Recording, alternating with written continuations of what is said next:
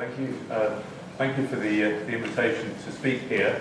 I want to try to answer some of Monty's questions from this morning and come up with some new speculative ideas for how to make a possible underlying theory that might lead to MOND in the end. So the idea is that what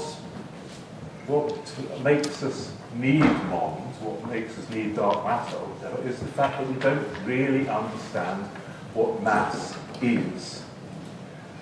And so I've been thinking about that for the last 10 years, and these are my rough conclusions so far about, in particular, how to quantize mass and what that means for theories of gravity and so on. So I've come to the conclusion that it's, where are we?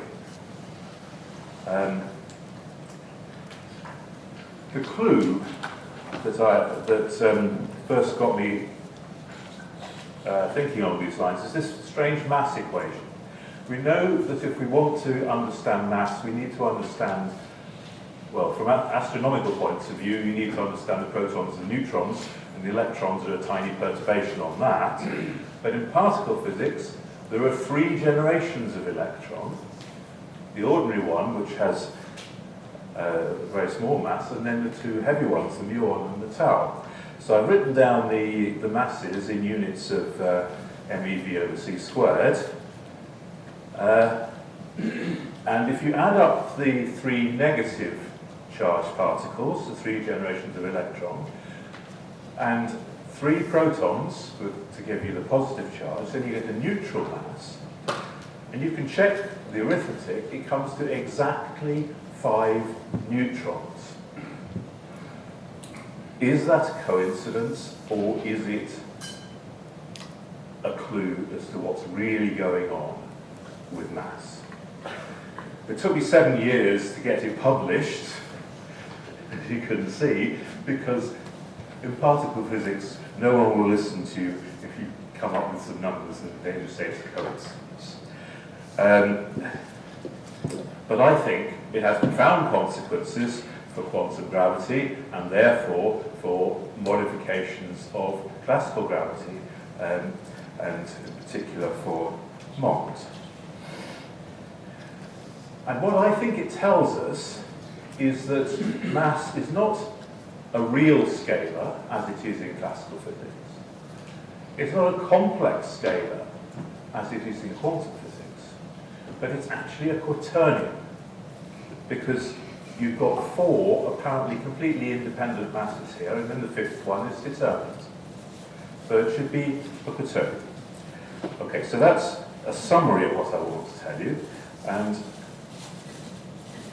I seem to have lost the contents page. Anyway, I want to spend, I've got basically 9 slides. I want to talk about mass, I want to talk about quaternions, and I want to talk about quantization. I want to talk about them first from a mathematical point of view, then from a physical point of view, and finally from an astronomical point of view.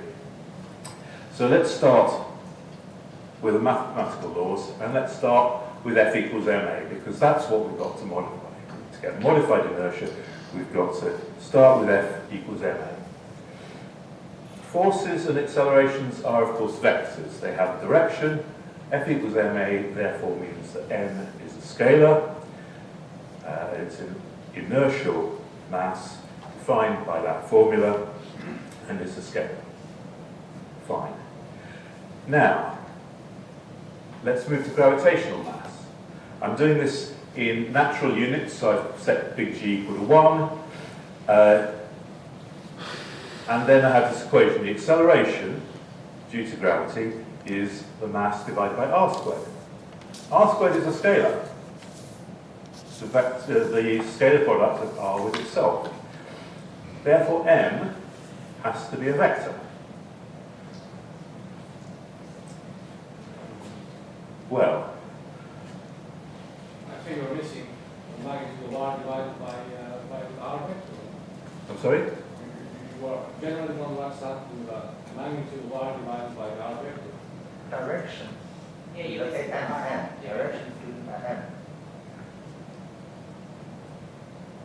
Okay, in that case, let's forget that.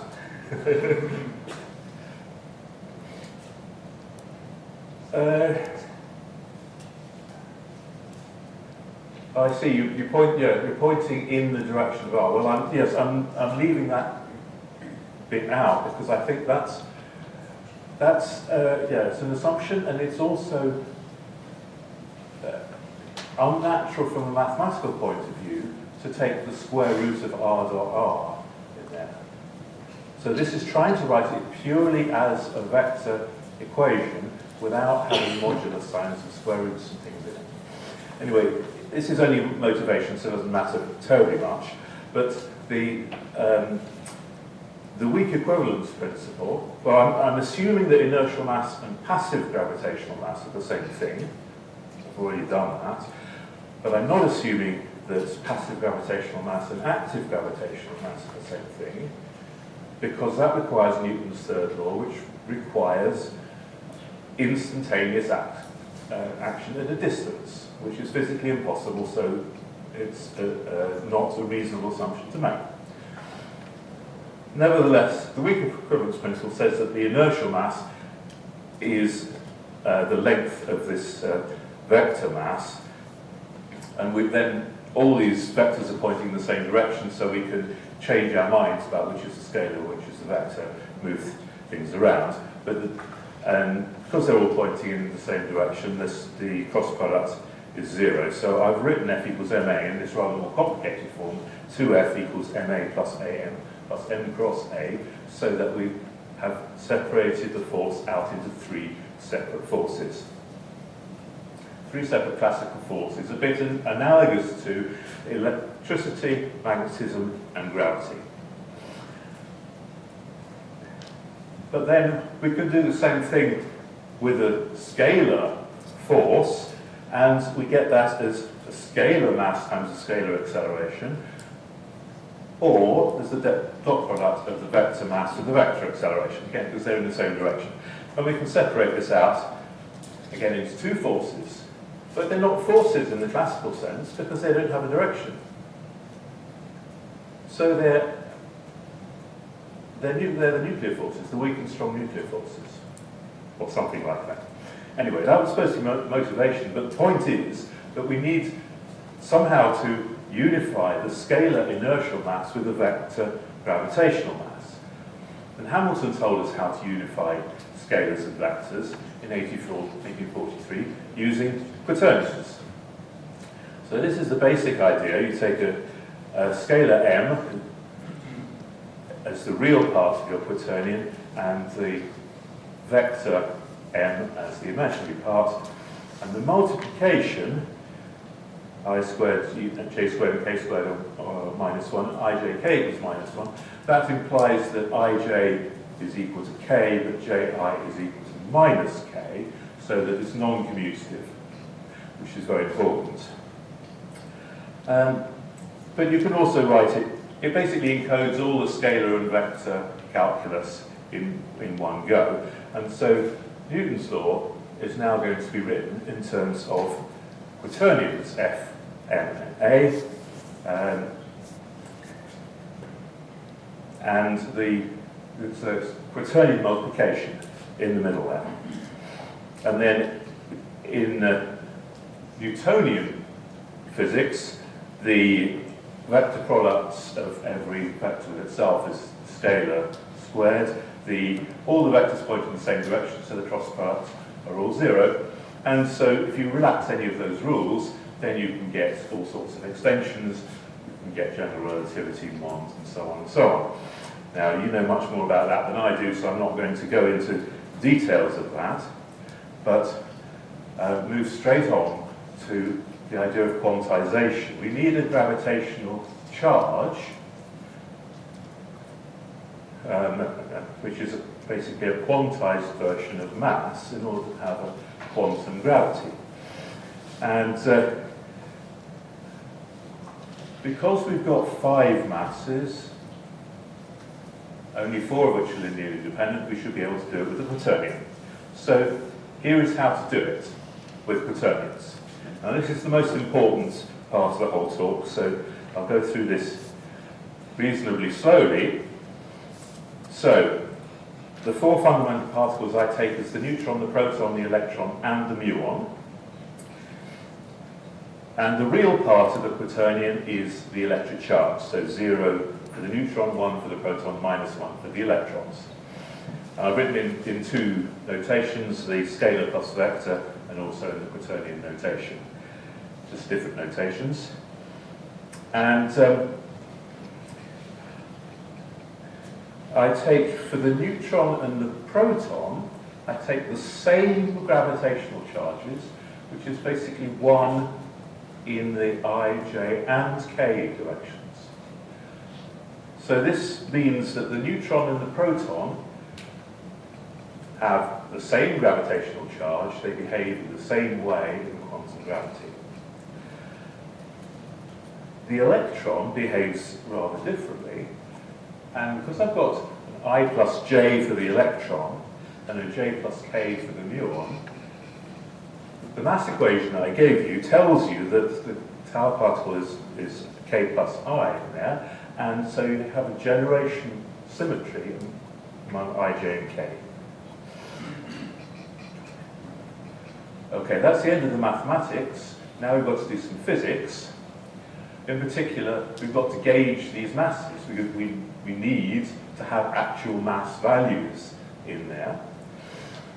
The mass values are measured in particle physics. They are scalar inertial masses. And I posit this equation that the mass quaternion is a gauge times the quantum numbers, and that gives you this equation here, which for the real part, the scalar mass is minus the scalar g cubed minus the scalar product of the vectors. And now you can solve that. If you've got 4 particles, you can solve it, and this is what you get. Okay? So the last part, the k part, this is again in units of MeV over c squared. So the k part is almost exactly the mass of a neutron, slightly larger. The real part is the difference between the proton and neutron masses, and the other 2 are in the middle are a bit mysterious because they involve the muon as well. So normally you just take the k part of this and say that's the mass and be done with it.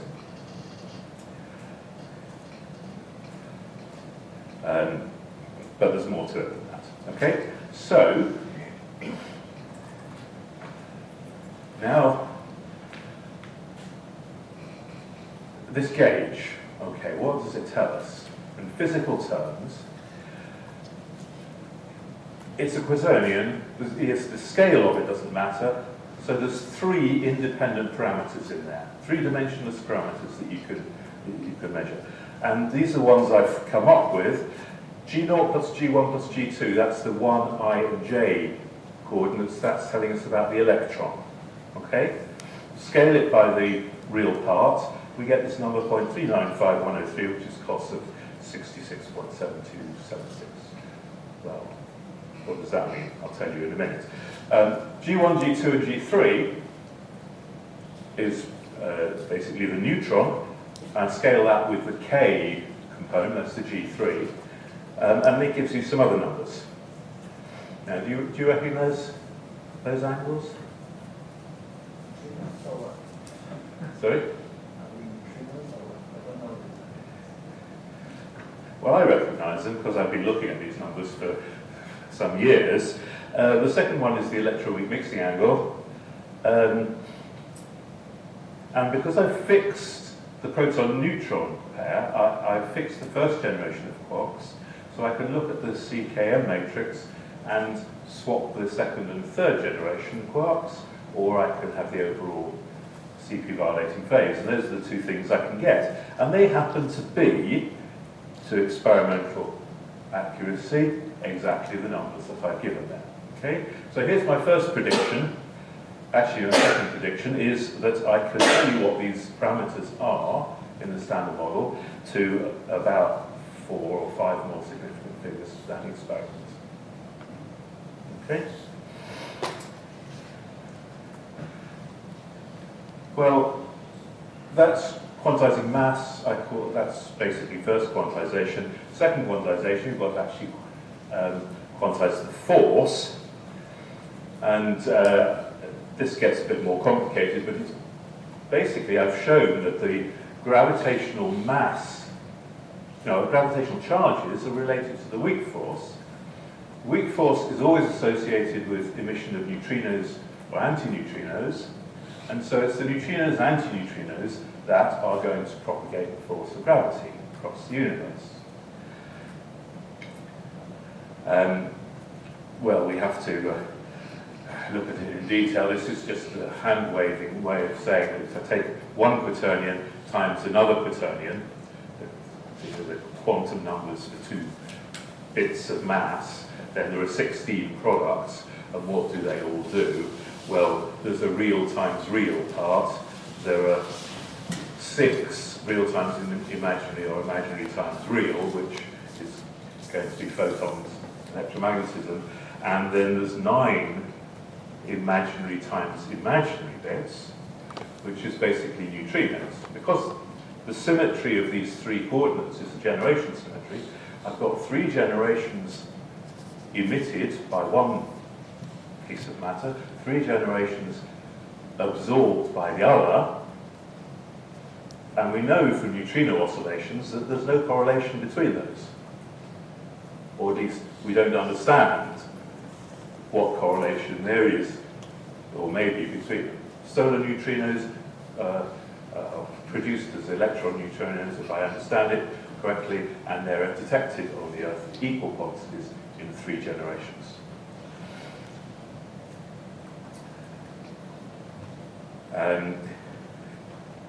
And so this, again, the third part here, when you multiply 2 imaginary quaternions together, you get a real part and an imaginary part. And the results for numbers that you can actually measure, do something with, out of the 9 products, there's 5 dimensions there that actually do nothing. The product is 0, it produces stuff that's unobservable. And that is a spin 2 representation, which I think has been mistaken for a spin 2 graviton. It isn't actually a spin 2 graviton at all. It's not a particle. It's just self-interactions of neutrinos and so on. Anyway, that's that's physics. I guess I've got about 5 minutes to do the astronomy, which is about right. Okay. So the mass gauge, I think, shouldn't be constant. The relationship between inertial and gravitational mass doesn't seem to be constant. I think MOND requires that, therefore, that this gauge, curly G, must vary somehow or other. So, I looked at the experimental evidence, and I think it's strongly dependent on properties of the solar system in the mid-20th century, and especially in 1973. What happened in 1973?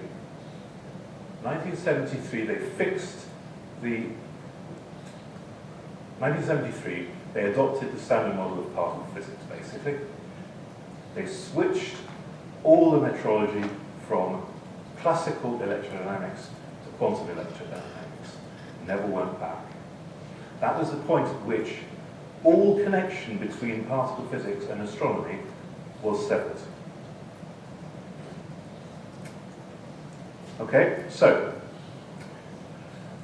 first of all, we convert mass ratios to frequency ratios. That's completely standard in quantum mechanics, and that's why mass is defined as a frequency nowadays.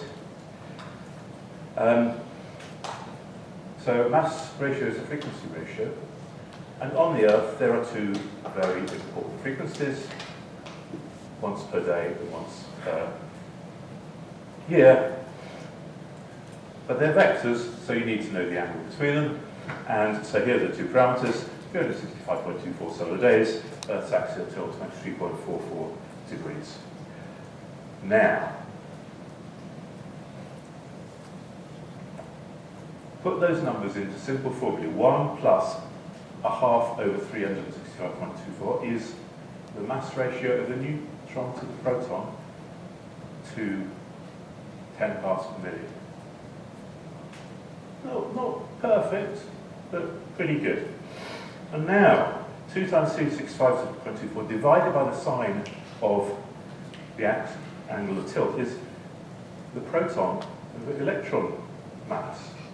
Again, not exact, but actually it is exact.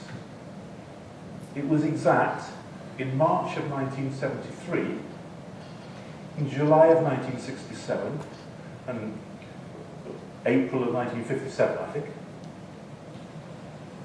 Those are the only times in the last 20,000 years when the axial tilt has been correct for that formula. You can tell me it's a coincidence. I don't believe it. I found about another 10 coincidences like that. That's why I think it's not a coincidence. I've got a bit more conjectural stuff about effects of Jupiter. This rather simple formula seems to give the mass of the muon divided by the mass of the electron. I'm not quite as convinced by that, but it may be relevant. And I'll just finish with a few things that I think support this general idea of quantization of gravity in this way. Because it means whenever you have an experiment with neutrinos in it, it mixes with quantum gravity. And lots of these experiments give you anomalies. So I already mentioned the second one. First one, inconsistent measurements of big G we will know about. Possibly the WZ mass ratio, because that involves measuring momenta of neutrinos, so on. And the last two, the muon G minus 2 and the CP violation of neutral kaon decay, they were both done in experiments about the width of this room, and the direction down at that side of the room and the direction down at that side of the room are different. They differ by about 2 times 10 to the minus 6 degrees. No, 2 to the minus radians, sorry. And that is the magnitude of the anomaly that was measured in the experiments, in both cases. Well, you can decide whether you think they're coincidences or not. But you're more interested in golf, I know. I'm more interested in whiskey.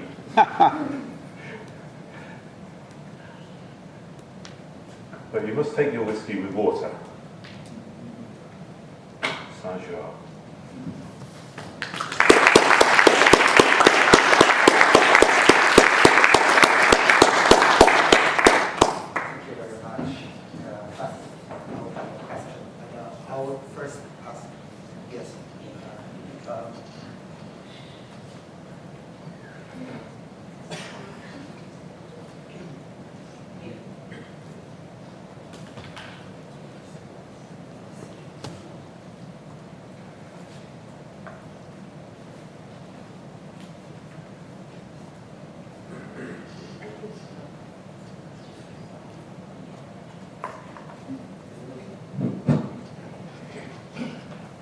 Thank you very much for a nice lecture.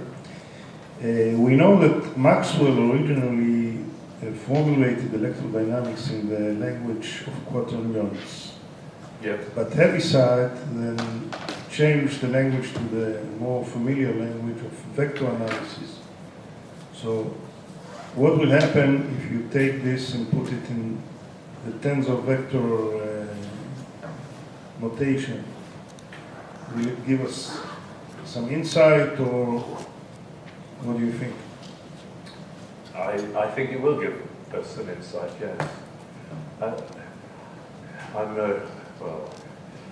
rather biased, I suppose. I'm very much in favour of quaternions. I think that it was a big mistake to remove quaternions from physics in the after Hamilton died. There were good reasons for it. The Quaternion multiplication introduces extra terms that you don't want in equations. But that was only because there wasn't enough physics then to absorb those extra terms.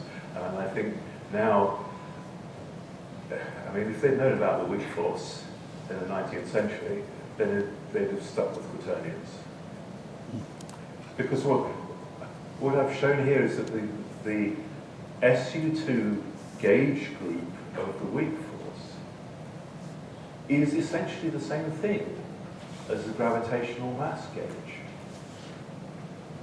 Different notation, different parameters, but it's essentially the same thing. Thank you for that. And question from the audience? Okay, I have one question.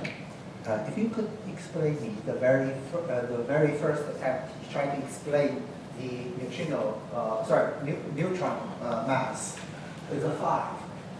I did not see the significance of that in your argument.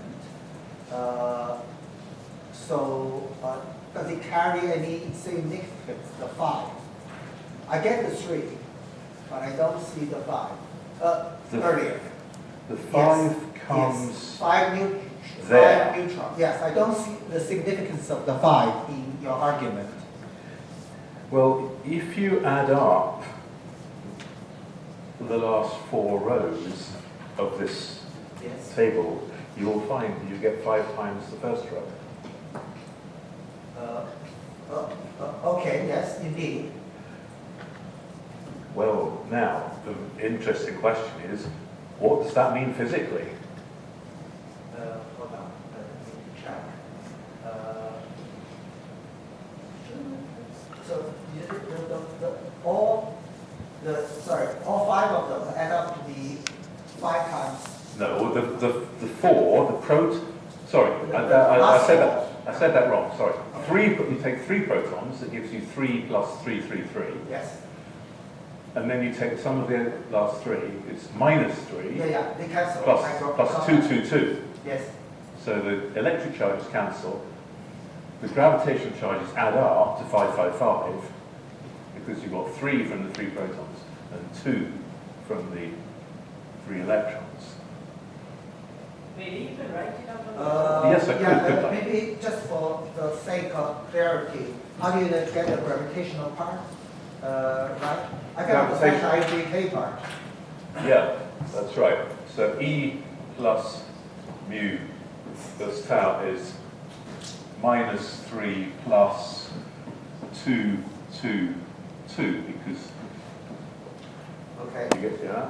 And the 3 protons is plus 3 plus 3, 3. Yes. So you add those together and you get 0 plus 5. Okay. The 5 is actually from the IJK part. Yeah. Yes. Okay. I think very clear. Thank you very much for that argument. Yeah. So the proton and the neutron don't have the same mass, but they seem to have the same mass in your equations over there. They don't have the same mass, they have the same gravitational charge. Okay. There is a difference. There's a difference. Okay, and the neutron and the proton are not fundamental in the standard model. They are made of quarks. So why don't the quark formula appear here instead of the... I mean, E, mu, and tau are considered fundamental, but not N and P. Well, I don't think that the quarks are relevant to quantum gravity because they always appear in composite particles, and so it's the composite particle that emits a gravitational field. It's not the quarks themselves. So for astronomy, I think it's reasonable. You don't really measure the gravity of quarks. You only talk about ionic matter, so it's like neutrons and protons mainly. That's right. So what my point is that you actually need to distinguish, well, you don't need to distinguish the proton from the neutron, but you do need to distinguish the 3 generations of electron. That's something, that's a new idea, I think. Could you go to your next slide where you show the not this one, not this one, where you show the well, you see, no, next one. This I understand. This is just electroweak mixing angle. That's Yes. already shown. We know the neutron proton mass and the difference, and that's the significance of some of the angles. That I'm happy with. That's not too surprising in a way. Next one, where you show this to do with the inclination of the Earth's orbit respect to its spin. 23. I want to understand the significance. Apart from the numbers are pretty small, half and 2, pretty nice, but I do not see the significance of the 2 there. What physics could you give it to it? It could be the spin, it could be, I mean, there's a spin half particle. Okay, so you're guessing here. I'm guessing, yes, I'm guessing. Okay, all right. I just want to, because the 5 there is rigorous. 5 is I rigorous. understand. 5 is rigorous, the 2 is a guess, yes. Okay, now I see the distinction of it. I think that's a very a neat argument, very neat argument. It's probably just to say that the proton and neutron are objects of the same isospin in the nuclear. That their charges are small. That effect they have charges, the small effect on their mass. Yes. Okay, essentially the same mass. I have a slide. I will ask this later on. But typically proton neutron, we know that neutron decays to proton plus the electron plus the electron neutrino. Anti-neutrino. Okay, I get there. But in these antiparticles, of course, have the same mass. I believe the argument, the slight difference between the two sides ought to be equal to the 3 flavors of neutrino masses, which we don't have precise measurement, but is below that of a KeV, which is the last digit you have on your sorry, if you go back to your very first slide. Yeah. Because you're using MeV as a unit.